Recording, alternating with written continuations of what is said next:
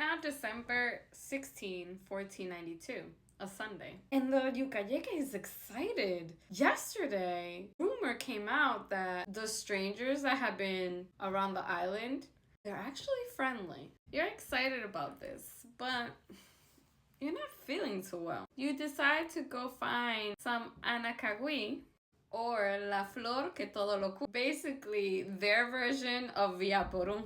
Better yet, maybe you can find this one. The Tua, also called the bellyache bush.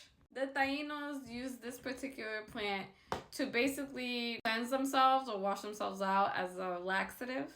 Because believe it or not, the Taínos did have their own illnesses before the Europeans arrived.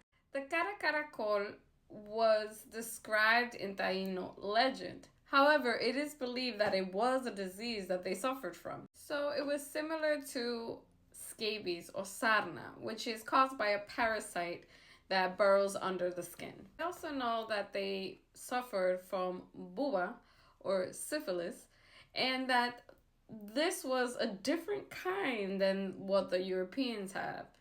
At least that is what the current thought is. They also suffer from guaguana, which was una debilidad or a weakness in the legs.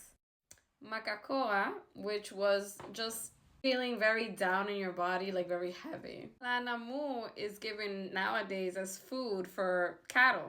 But when the leaves of this herb are heated up, it can actually be used to get rid of pimples and other sores or swellings. La tuna, or cactus, could also be used to help heal bones. La curia could be used for sores and also to help women's libido.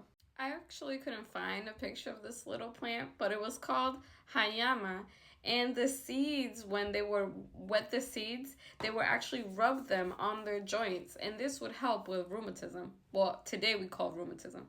I mentioned el guau before, however, it was also used for particular treatment. The sap of this plant actually burns, and it was used to take off or eat off the rotten flesh off of wounds. It's also noted that some women would use it to whiten their skin.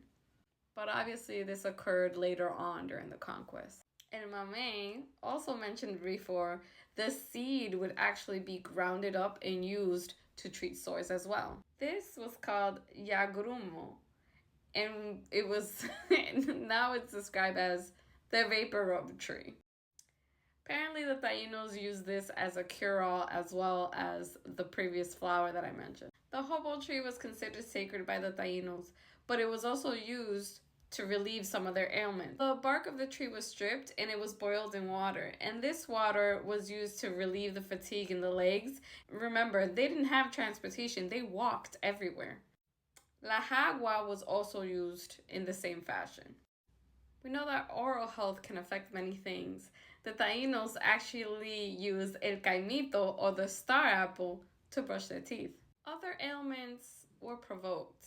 We know that later on, the Taínos practiced collective unaliving because they much rather pass away than be under Spanish rule.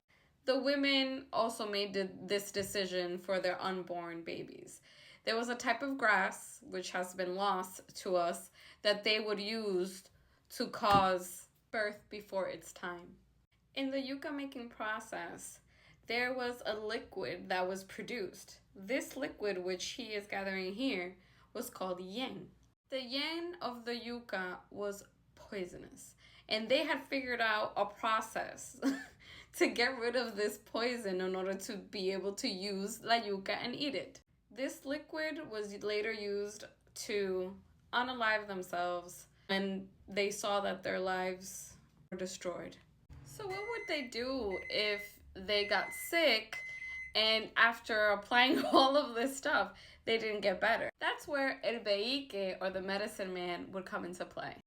He would perform different rituals and chants, and this was supposedly to help the person get better.